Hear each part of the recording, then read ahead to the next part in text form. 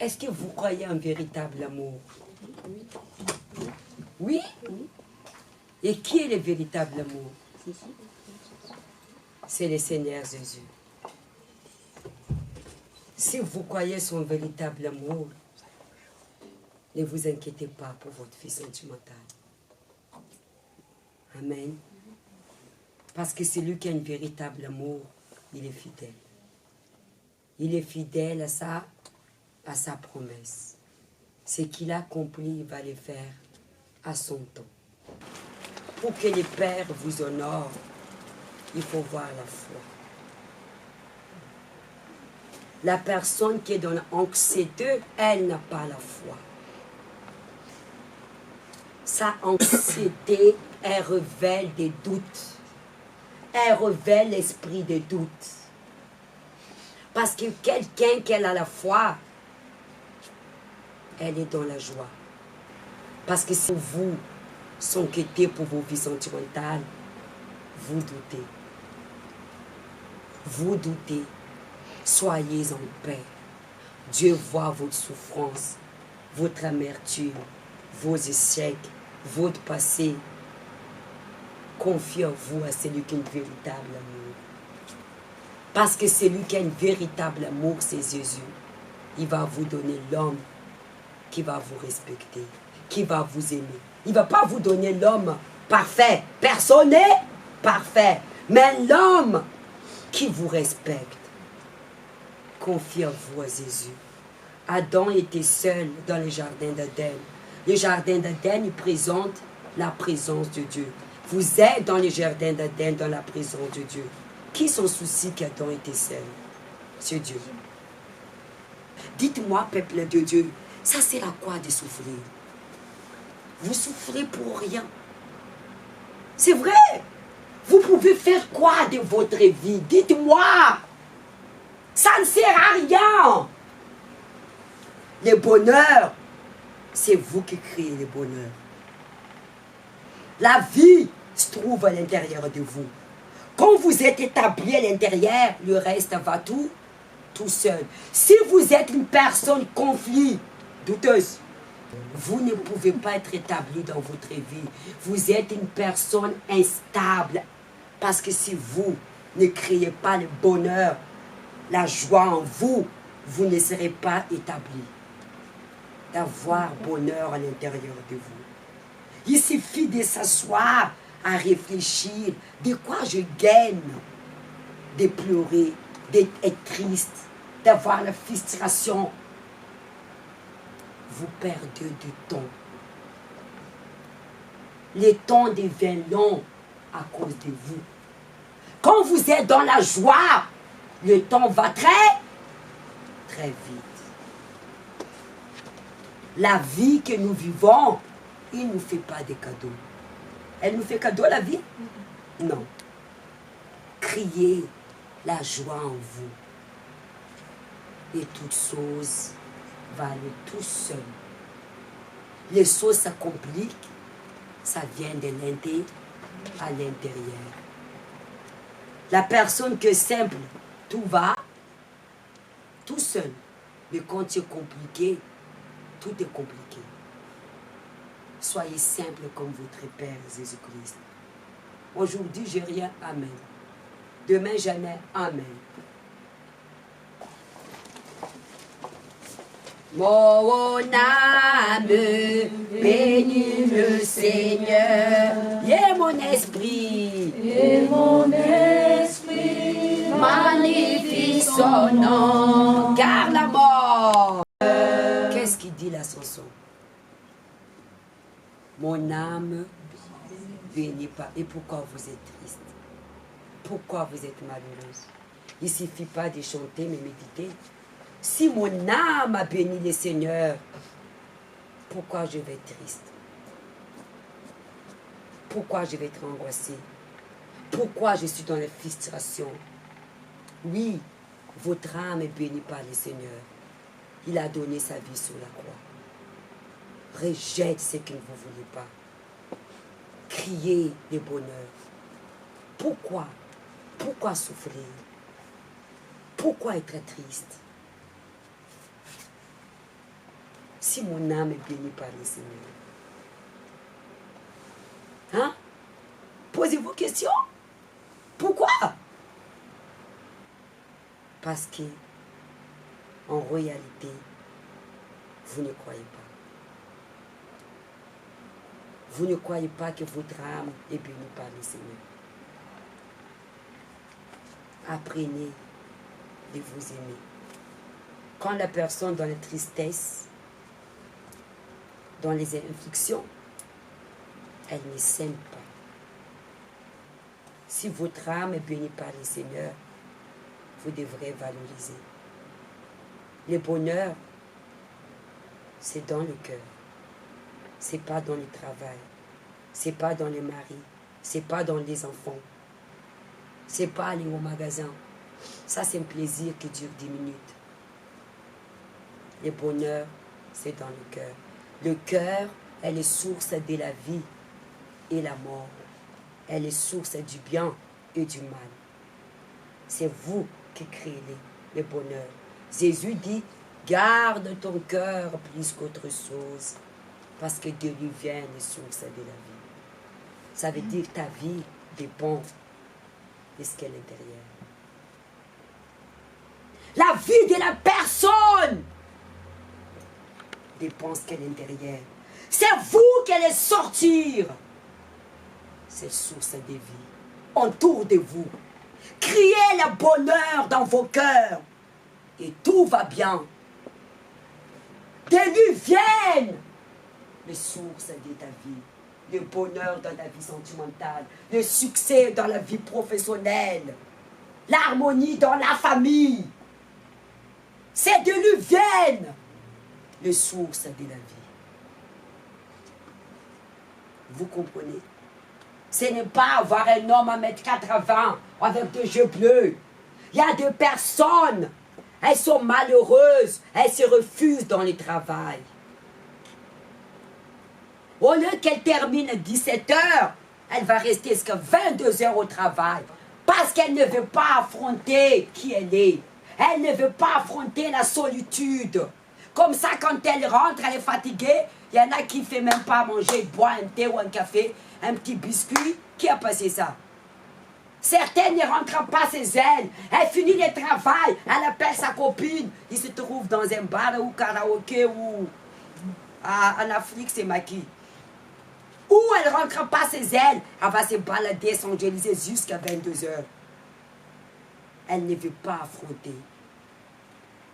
Le bonheur, ce n'est pas dehors. C'est à l'intérieur de toi. Quand on est bien, partout où nous sommes, on est bien. Ce n'est pas l'endroit. Non, c'est cette personne qui me regarde mal. Non, quand tu es bien en toi, peu importe l'endroit ou peu importe cette personne, il ne va pas m'enlever ma joie. Si mon âme est bénie par le Seigneur, et si je suis la gloire de l'Éternel, je dois refléter la joie. Isaïe 54. À partir des versets 4 à 8 seulement.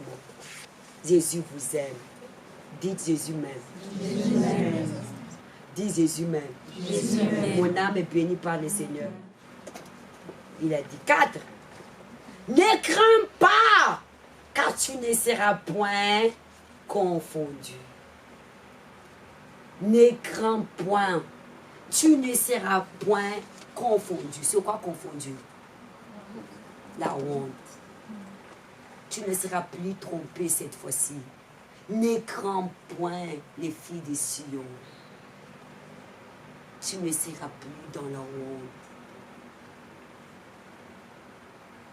Ton esprit ne sera plus troublé ou confondu. Ne crains point. Ne rougis pas, car tu ne seras pas déshonoré. Quand quelqu'un rougit, qu'est-ce que ça sort? Quand tu deviens rouge, la personne, quand elle devient rouge, c'est l'amertume à l'intérieur de son cœur. Certaines angoisses sortent des boutons, certaines sortent quoi? Rouge, rougies. C'est le stress dans le cœur. Quand la personne n'est pas en paix, comment elle est? La stress, certains deviennent comment? Rouge. On devient rouge quand il y a le soleil. C'est vrai ou pas? Et ce soleil, c'est le désert de ta vie sentimentale. Tu ne vas pas te rougir. Crois à la parole de Dieu. Dieu sait ce que vous avez besoin. Mais tu oublieras la honte de ta jeunesse. Quelle honte de ta jeunesse. La jeunesse ici, tu oublieras tes passés, tes vécus, ton humiliation. Tu vas oublier tes passés, tes vécus, ce qu'on a dit sur toi, que tu ne vas jamais être heureuse. Parfois, vous n'arrivez pas à être heureuse dans vos vies sentimentales. Vous êtes victime d'une malédiction. On vous a donné une parole.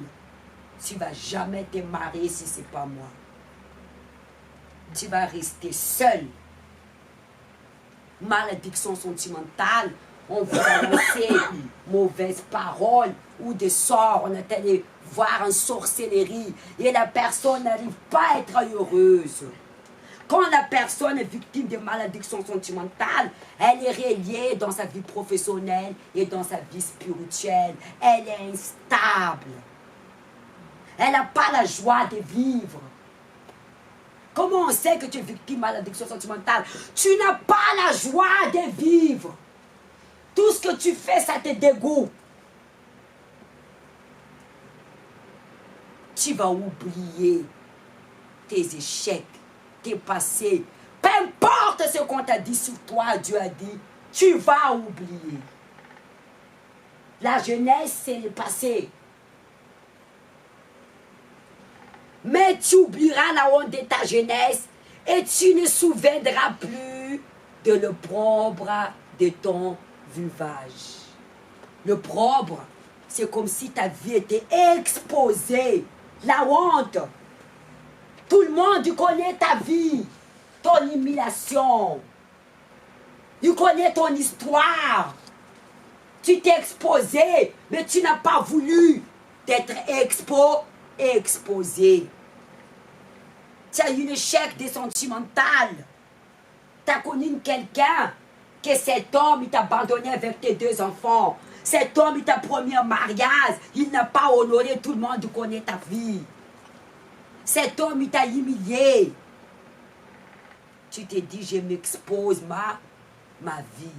J'ai honte de mon histoire. C'est ça, ça veut dire l'opprobre. Personne n'est parfaite. On commet tous des erreurs. La personne, elle se sent honte d'elle-même.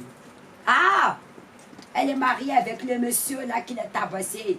Ah bon, oui, le monsieur même, elle est partie avec une autre femme. Regarde là. Quel nom Satan nous donne? La tristesse. Nom des maladies. Nom des célibataires. C'est ça le nom que le diable nous met. Mon nom ne sera plus célibataire. Mon nom sera femme mariée. Prophétisez des positifs. Arrosez votre vie. C'est une sémence. La parole, c'est une sémence. Quand elle sort, elle va porter de ses fruits. C'est une sémence. Mais parfois, la personne même, elle se maudit elle-même. Les gens ont déjà vous maudit et vous maudissez encore vous-même. Ça fait quoi? Ça racine encore plus. S'aimez votre vie de bonnes paroles. Et Dieu va l'arroser. Parce que le pouvoir de la vie et la mort se trouve aussi dans la bouche. Arrêtez de confesser choses négatives dans votre vie. Satan écoute ça. Et parfois, la personne n'est pas victime de malédiction. Elle a maudit elle-même. Satan écoute. Ah! C'est elle qui est cherchée. Je suis mariée pour être célibataire. C'est mon karma. C'est mon échec. Satan, on dit, t'as dit quoi? Moi, même Satan, on dit, moi, je t'ai jamais dit que c'est ton karma. parce que Jésus a porté ça sur la croix. C'est une personne humaine. Ma vie est comme ça. Satan dit, qu'est-ce que tu as dit? Jésus, elle-même, elle est maudite elle-même. Ce n'est pas moi. Satan dit, non, non, non, non, non, non, non, non. C'est pas moi. Satan même, il dit, c'est pas moi. Vous êtes pire quand même des Satan. Pasteur, oui. Arrêtez de mettre tout sur le diable. Le diable ne fait rien sans que vous ouvriez la porte. Si je ferme cette porte, le voleur peut rentrer. Elle rentre parce que j'ai ouvert la porte. C'est faux ou c'est vrai? Arrêtez de mettre tout sur le diable. Je vais voir une intimité les jours de mon mariage. Je dois honorer mon Seigneur. Nos corps est temple de Dieu. Quand nous avons du bien, on gaspille. On donne tout ce qui est gâté à Jésus pour le construire. Et quand Dieu construit, on dirait qu'on est habitué dans le soufflant. On répare de nouveau. Car ton Créateur est ton époux. Ton Créateur est ton époux. Là, il vous console vraiment. Si vous l'entrez pleurer encore avec cette parole, là, il y a un problème. Ton Créateur est quoi? Ton époux. L'Éternel des armées est son nom. Pourquoi il s'est nommé l'Éternel des armées? C'est lui qui va combattre tous les obstacles, toutes les échecs sentimentaux, toute la malédiction. Mais tu dois te confier à lui. C'est pour ça qu'il s'appelle l'Éternel d'armée. C'est un Dieu de combattants. C'est qui votre mari? L'Éternel des armées est ton époux. S'il est ton époux, qui va mettre un obstacle devant toi? Qui va t'empêcher d'être heureuse? Époux dans le sens spirituel, à celui à qui tu te confies.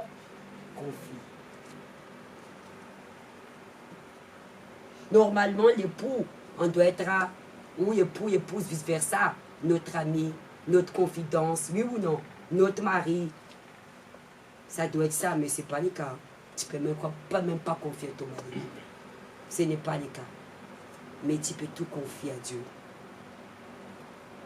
Et ton Rédempteur, le Saint d'Israël, il s'est nommé Dieu de toute la terre. Valorise-toi. Valorise-toi. Arrête de se livrer avec n'importe qui.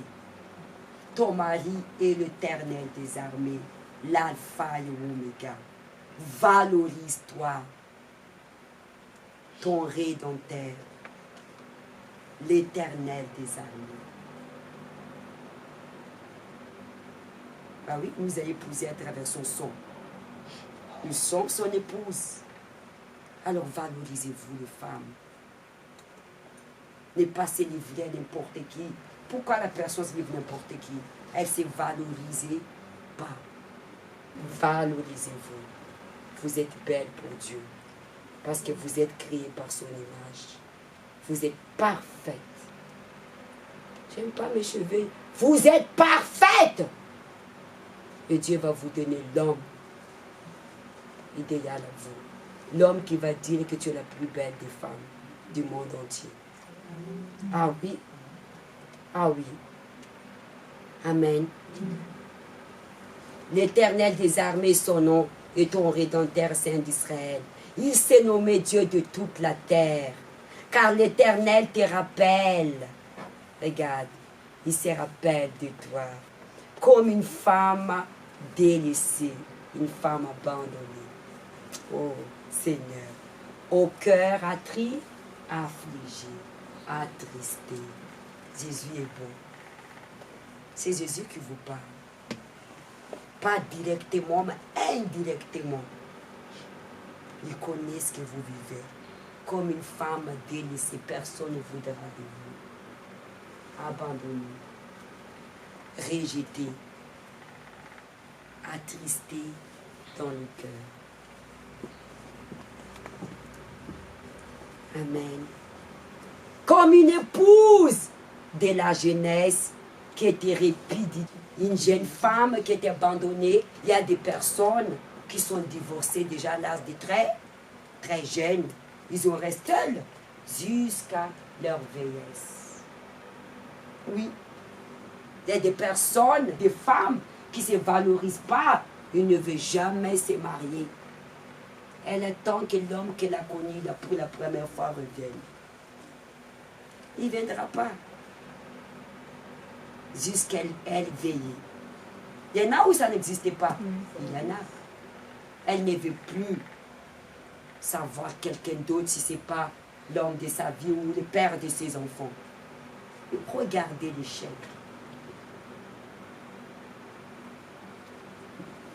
Et qu'est-ce qu'elle dit?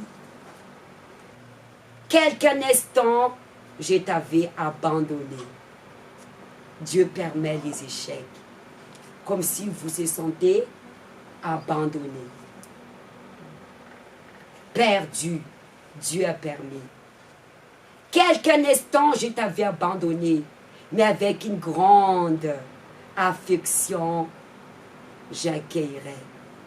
Dans un instant, la colère, je t'avais, maman, dérobé ma face. Mais avec un amour éternel, j'aurai compassion de toi. Dis ton Rédempteur, l'Éternel. Avec un amour de compassion. À quelque instant, je vais t'abandonner. Pourquoi Dieu nous abandonne? À cause de notre volonté. Levez-vous.